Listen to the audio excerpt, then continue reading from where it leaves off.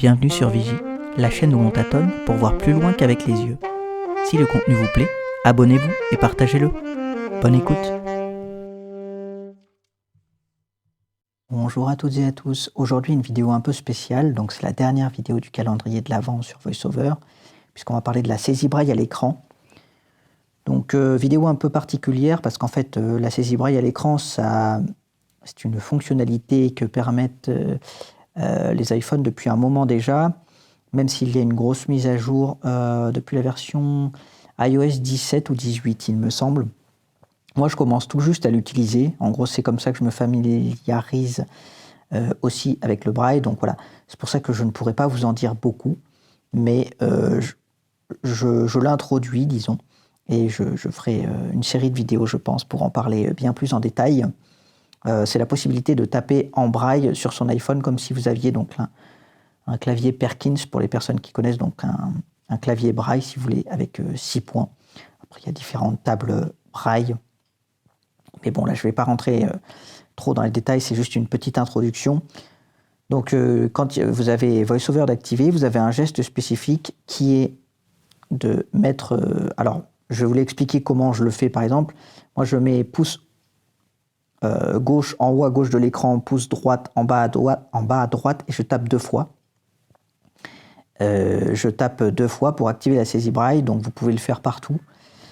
Par contre, selon là où vous le faites, ça va changer certaines choses. Parfois, ça va vous permettre de rechercher du texte, parfois de dicter, enfin pas de dicter, de taper des messages si vous êtes dans un champ de texte.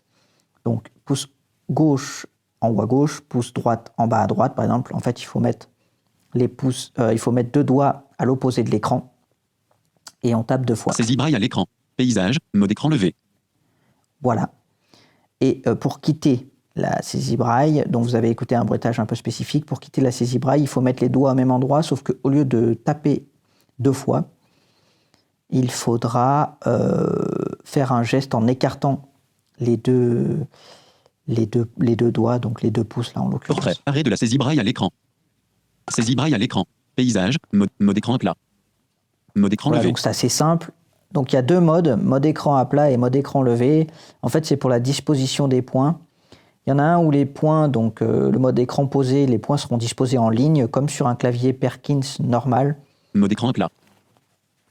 Voilà, mode écran à plat, vous aurez les points 4, 5, 6, 1, 2, 3 qui seront posés à plat. Et le mode écran levé, si vous voulez, donc vous décollez votre iPhone et grâce Mode écran levé.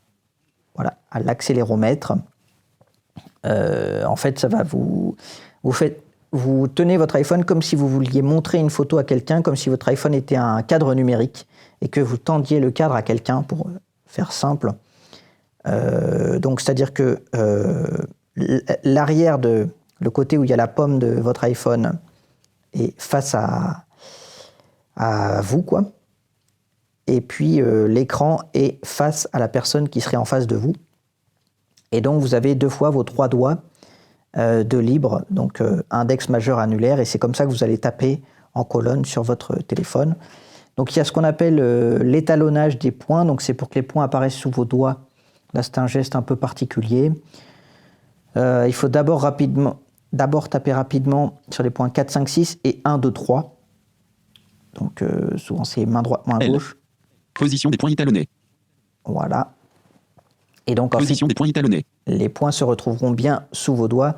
Alors là, c'est pas hyper simple parce que moi j'ai un truc branché dans mon téléphone, donc il faut savoir que je peux pas tenir le téléphone hyper bien puisque j'ai un dispositif pour enregistrer et pour avoir des écouteurs.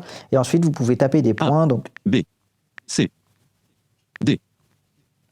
Qu'est-ce qu'il y a ensuite? I. Mince. Alors celui-là, je le confonds.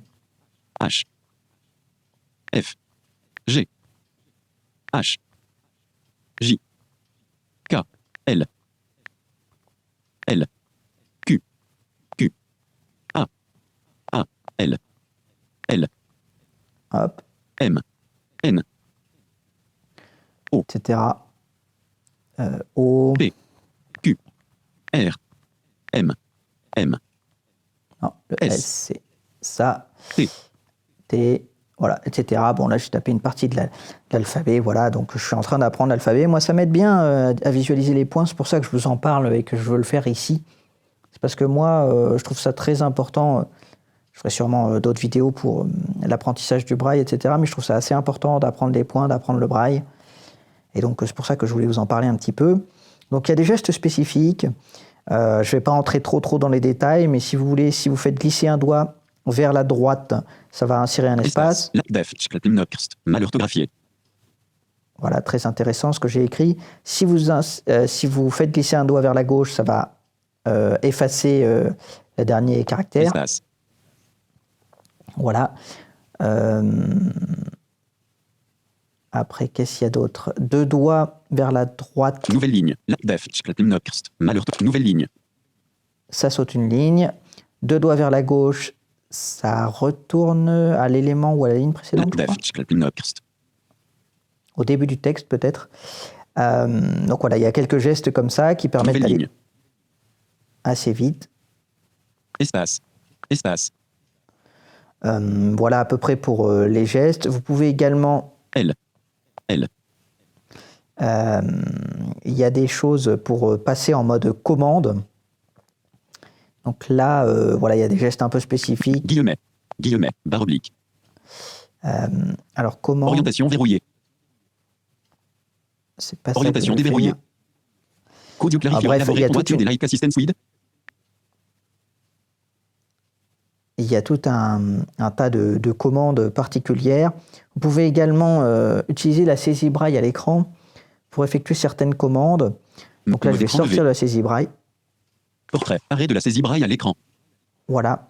Et si vous tapez cette fois 3 fois avec les doigts sur les bords opposés de votre téléphone. Mode de commande de la saisie braille à l'écran. Paysage, mode écran plat. Mot, ligne, caractère. Mot, B. Berthe, B. B. Caractère.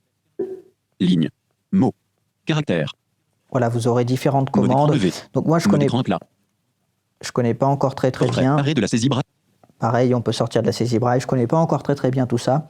Donc c'est pour ça que je vais continuer de bosser là-dessus. Là, je vous ai écrit quelques lettres en braille. Et je pense vous faire une petite série, notamment avec des amis qui connaissent bien la saisie braille à l'écran. Mais je voulais vous en parler un petit peu parce que je pense que c'est quelque chose, lorsqu'on utilise VoiceOver depuis un moment, qui peut nous permettre d'écrire assez rapidement et apprendre le braille sur son iPhone. Donc je pense que ça peut être très intéressant pour les personnes soit qui utilisent VoiceOver depuis un moment et qui ne savent pas trop comment écrire, soit voilà, qui veulent apprendre le braille. Moi, c'est un peu ce que j'utilise. C'est un peu, comment on dit, rugueux, c'est un peu rude au début pour apprendre le braille, mais ouais, ça combiné à d'autres applications, plus certains petits bouquins, on peut faire des trucs vraiment sympas. Voilà, donc c'est juste une petite vidéo introductive sur la saisie braille à l'écran. Je vais essayer de vous faire une petite série de vidéos beaucoup plus... vous avez vu, l'art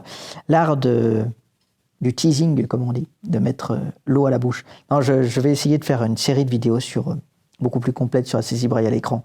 Mais d'abord, je tiens à fêter un peu Noël. Voilà, j'espère que cette vidéo introductive sur la saisie braille à l'écran vous aura plu. C'était juste voilà, pour dégrossir 2-3 concepts.